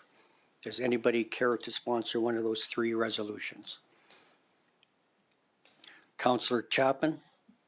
Yeah, thank you, Mayor. I'll make that motion for number one, that council approve the request to install traffic calming curbs at the mid-block crossing along Cottonwood Drive between the Highway 845 and 21st Street intersections.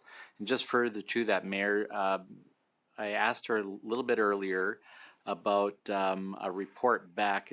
Should that be worded into the motion, do you think, or we'll just leave that up to staff to supply a report back later on in the year as to how that's working? That'll be a standalone. Okay, so the motion as it stands, Mayor. Thank you. I'll open it up to council for any further questions, comments. See none, there's a motion on the floor. I'll call the question on option number one, that council approve the request to install traffic calming curbs at the midpoint crossing along Cottonwood Drive between Highway 845 and 21st Street intersections. Seeing no questions, comments, I'll call the question. All those in favor? Opposed? Motion is defeated. So then I'll open it up again to our presenter, Dustin. So I think the concern from, and I stand to be corrected, the concern is the location. So if we do not put it at the location of Highway 845 and 21st Avenue, would it be reasonable to move it to the intersection west of there? Looking at the intersections in Cottonwood, one of the challenges we identified is if you are narrowing the intersection is that you're going to create serious challenges for those with trailers and campers and any sort of contractor that's trying to navigate those intersections. And I guess further along there through the playground zone, the challenges that you have driveways and street parking that you would be impacting.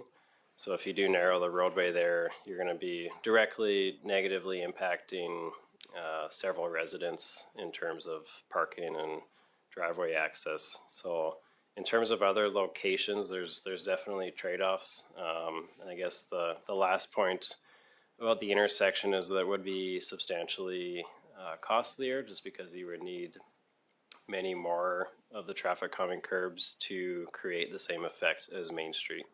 So those would be my comments in terms of the two other locations. So would it be reasonable then that someone would sponsor the resolution number 2 that council table the request pending the receipt of additional information? So based on the discussion, or you can share with us now, is there any other areas along Cottonwood Drive where this single setup would work? I would propose that I think Mark and I maybe brainstorm internally to see if there are other potential options, but I don't think there's the same opportunity with these traffic calming curbs that would work as well on another location along Cottonwood Drive. I think we'd be better off looking at different options in terms of traffic calming. So with that being said, then would it be reasonable to ask that we reach out to the residents along Cottonwood Drive and actually either hand deliver a letter asking them if they would be in agreement with doing something like this, or actually mail a letter to them? Because along Cottonwood Drive, those are the ones that are mainly affected. Yeah, I think that'd probably be a logical next step, is to engage with the residents. If we are looking at something potentially more intrusive, exactly how you were getting at, I think it's good to get buy-in from the residents. They're going to be impacted. So I think it'd be good to, for administration to engage with them as a next step and maybe hear from them on what options that they would like to see along Cottonwood Drive, and we'll come up with some options that we can provide to them that are feasible and realistic. And then you can bring up the speed bumps as was discussed as well. So if we were to massage that into a motion that council table the request pending the receipt of additional information based on what we just discussed, would that be adequate? Would anybody care to make that resolution? Councillor Beekman does. Any further discussion? Seeing none, I'll call the question. All those in favor? Carried unanimously. Thank you. Thank you, gentlemen. Moving on to agenda item 9.1, departmental reports. We have the 2023 Alberta Apartment Vacancy and Rental Cost Survey. And we have our Director of Growth and Investment and Deputy CAO presenting. Cameron, whenever you're ready, the floor is yours. Well, thank you very much, Mayor Van Rijn. So what I have here, strictly an information update for Council's consideration, pertains to a fairly important topic within our community from a planning and development perspective, and that has to do with the vacancy and rental market situation as it relates to multifamily housing within the town. So we're in receipt of an annual report that comes from the Alberta government, from the Department of Seniors, Community and Social Services. And this is the Apartment Vacancy and Rental Cost Survey, which is published by the Policy Planning and Analytics branch of the Housing Division of that particular branch of our provincial government. So we wanted to provide this to council just so you have it available. Certainly encourage you to read the report or certainly glance through it. It is relatively long. What we find very interesting about the report is it does provide us with a snapshot of, for example, things like rents paid within Coaldale. So provided with an understanding of the average, weighted average rents within the community for various types of multifamily housing. And I think something that council's aware of that we've discussed previously is for the relatively drastic need for this type of rental accommodation housing in the community. So there are different metrics by which vacancy rates are established. So the Statistics Canada publishes something based off the census. This is different. This particular report, as I understand it, is takes a snapshot in time. So it looks at a vacancy rate on a particular day at which the question is answered, versus some of the other statistics which look at consider vacancy from sort of a multi-week period. So if an apartment is vacant for a day, it doesn't count as vacant. It's simply the day that the question was taken. So that's a little bit different. But when this is looked at an aggregate perspective, it does provide us with some interesting information. So a couple of the things I would like to highlight, highlight a bit in the report, highlight a bit in my presentation here, is that we've discussed at the council table and in some of our conversations, the 0% vacancy rate, which is established with the town of Coaldale, confirmed here in this report. What should be considered, however, is that there's a challenge statistically that comes with a 0% rate whenever you're considering anything from a 0% perspective. So the reason for that is to consider that if in previous years the rate is at 0% for vacancy, that means the demand for rental housing exceeds the supply of rental housing. The quantity demanded is in excess of what is available. We know that we haven't seen new multifamily general residential construction. In fact, there's no building in this report that suggests an age of less than 10 years. So every unit documented in this report is in excess of 10 years old. So that represents the fact that there hasn't been substantial construction. So for example, the duplex units found in Parkside were constructed 14 years ago. Those would be relatively new relative to the broader multifamily situation in town. We do obviously have the new 55 plus community on the east end of town, though that's a very specific type of unit that's currently under construction. The difficulty with the 0% rating, of course, is that we know province-wide that the vacancy rate in rural communities like Coaldale was cut in half. So the provincial average went from, I believe the number was, let me see if I can see in my report, 11.5% for average rural communities to 5.4%. The problem with being at zero is that you can't go lower than zero. Right. And so if demand in rural communities is increasing for multifamily housing, it's reasonable to assume that demand in Coaldale is increasing as well. We have no way of measuring that because all of our demand is being filled. So we don't know how much worse than zero we might be. But it is a reasonable assumption to make to suggest that if the rate was zero previously and demand in communities like ours is increasing and supply is not increasing, that the demand is worse than it was last year. It's still zero because there are no negative numbers in these types of surveys. So that is something for our consideration. So the need for multifamily housing in Coaldale is, in my opinion, pretty clear, and that's supported by some of this information. With that in mind, I think that the information in the report shows us that some of the work that we've done in terms of approving new multifamily in some of our new neighborhoods is going to be positively accepted by the market, and looking forward to seeing some of that construction occur. And obviously we want to do everything we can as a municipality to accommodate the construction of these types of units in the best way that's feasible for our community. So happy to answer any questions council has about the report. Thanks, Cam. And as fate would have it, I received an email last night from a gentleman from North Vancouver that's moving to Coaldale. They got a job at McCain's and looking for a place to rent, and they can't find anything, and they reached out to see if there's anything that we can do as a council to make that happen. So I actually sent him the staff report this morning, and Like it's bleak trying to find accommodations in Coaldale. So with that being said, I'll open it up to members of council. Any questions, comments for our presenter? Seeing none, Councillor Chapman. Thank you, Mayor, and through to Cam. This is an incredibly comprehensive report, and I appreciate all the work that you've put into this. I guess this would be a question that it's kind of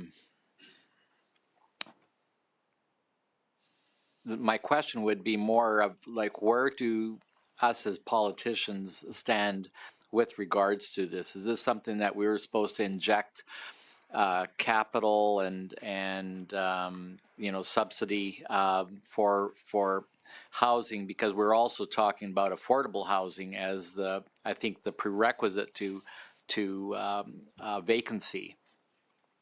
And so the other side of it is where should developers stand in this? What would be their skin in the game, as so to say? Where should they be with regards to a vacancy and affordable housing? Thank you. That's a good question. I suspect you don't want me to speak on the subject for an hour or two, so I'll try to be limited.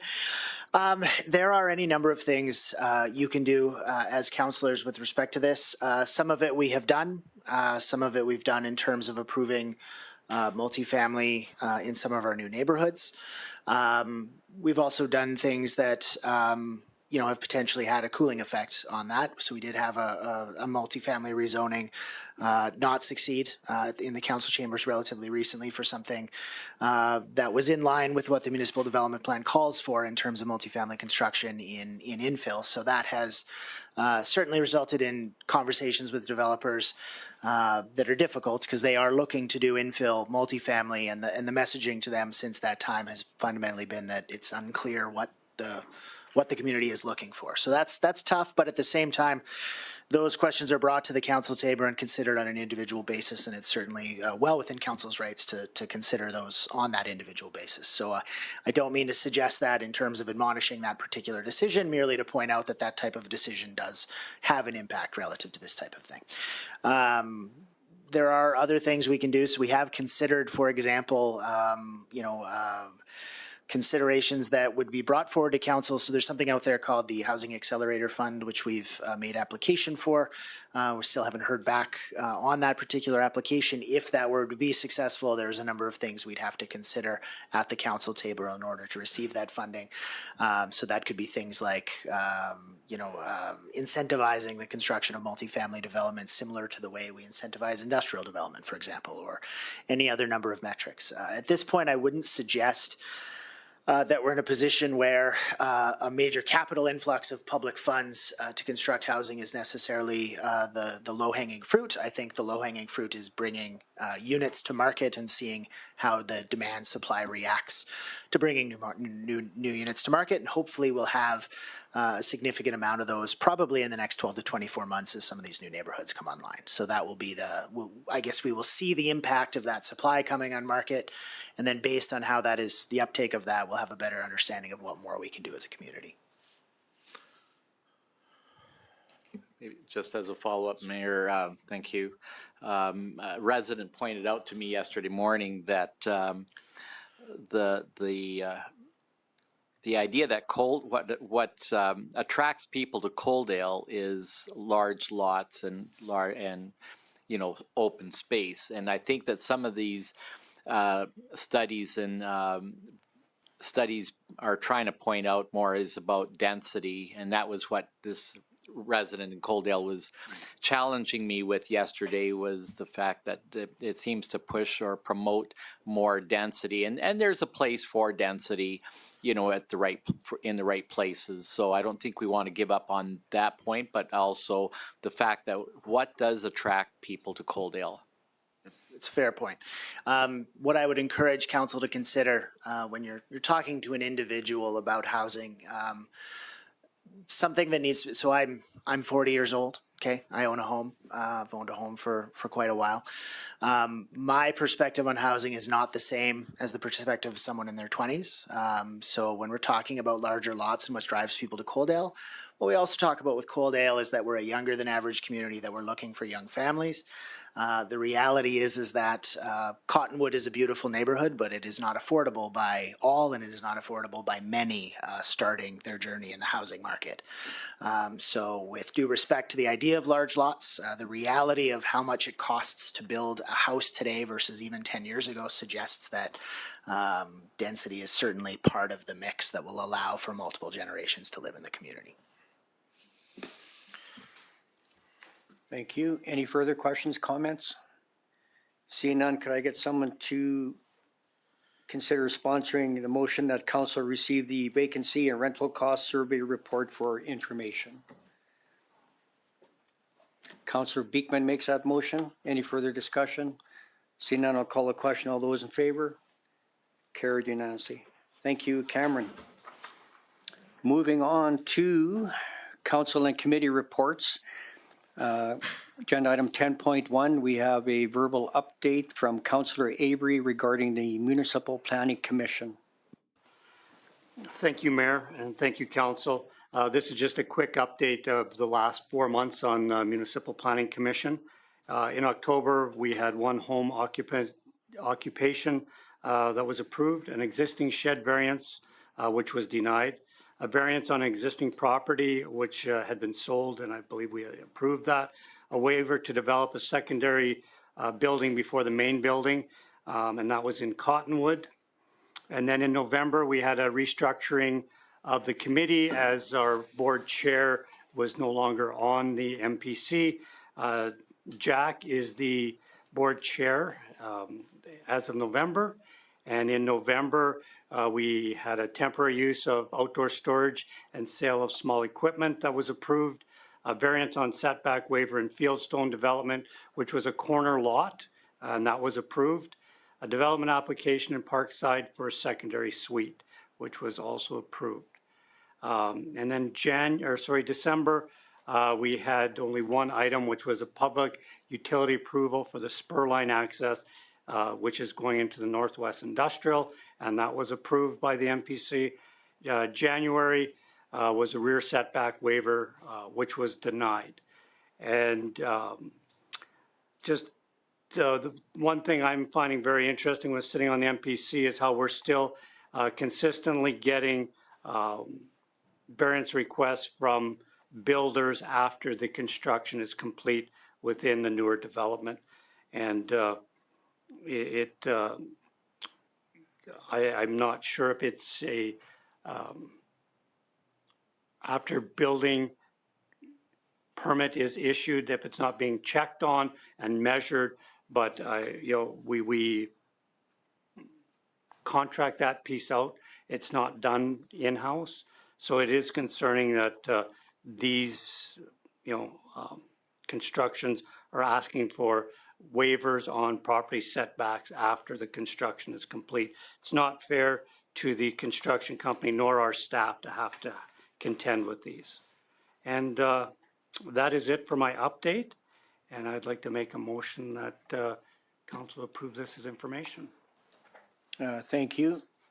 Any questions, comments for Councillor Avery? Seeing none, there's a motion. Oh, Councillor Chapman has a question. Yeah, thank you, Mayor, and thank you, Councillor Avery. Appreciate hearing that report because it shows the due diligence that the MPC is putting into all these developments. And my question might be through MPC as to how are the assessors and checking, I guess they would be checking on development at certain stages of the development, and in the process, are they doing checks and balances to ensure that they're on target or on key? Is quite concerning that a builder is asking for waivers after the foundation's already there. And that is my, to my knowledge on that the building inspector should be there X number of times throughout the build. And, but unfortunately our staff has to deal and contend with that and then bring it to MPC for the waivers. Thank you. Any further questions, comments? Seeing none, there is a motion on the floor to receive the verbal update on the Municipal Planning Commission as information. I'll call the question. All those in favor? Carried unanimously. Thank you. Moving on to information items. We have 4 sets of minutes. The first one, 12.1, the Southern Alberta Canadier Association, the meeting minutes from January 17th. Councillor Chapman is our representative on that board. Any questions, comments on those minutes? Seeing none, could I get someone to make a motion to receive the January 17th, 2024 minutes as information? Councillor Reese. All those in favor? Carried unanimously. Thank you. Moving on to agenda item 12.2, South Grow meeting minutes from December 14th. Are there any questions, comments on those minutes? Seeing none, could I get someone to make a motion to receive the meeting minutes from December 14th as information? Councillor Pickering. All those in favor? Carried unanimously. Thank you. And then 12.3, the Coaldale Public Library meeting minutes from January 16th, 2024. Need someone to make a motion to receive those minutes as information. Councillor Beekman does that. All those in favor? Carried unanimously. Thank you. And then the last one is the agenda item 12.4, the Lethbridge Regional Water Management Services Commission meeting minutes from September 25th, 2023. Anyone care to sponsor the motion to receive those minutes as information? Councillor Chapman. All those in favor? Carried unanimously. Thank you. That concludes the, oh, 1 second. Councillor Chapman had a comment. Yeah, thank you, Mayor. Do you find that this is working out quite well, this first round of getting minutes in this this manner? That's working out quite well? Yes, and answer to your question for the viewers at home, that's something that council requested from administration to reach out to all the different committees that we have council representation on so that we can be kept in the loop of what's going on at with those committees by way of minutes. And most of them have agreed to, if not all, have agreed to supply the minutes. So in answer to your question, yes, it's good to find out what's going on behind the scenes. Although not to take any pressure off members of council that represent any of these committees, you still have to do your report. Okay, so that concludes the open portion. I will be requiring a motion to go into closed session in accordance with sections 197-4-B of the Municipal Government Act to discuss matters exempt from disclosure for items 13.1, subject to section 16, business interests of a third party, and section 17, personal privacy, and section 25, economic and other interests of a public body.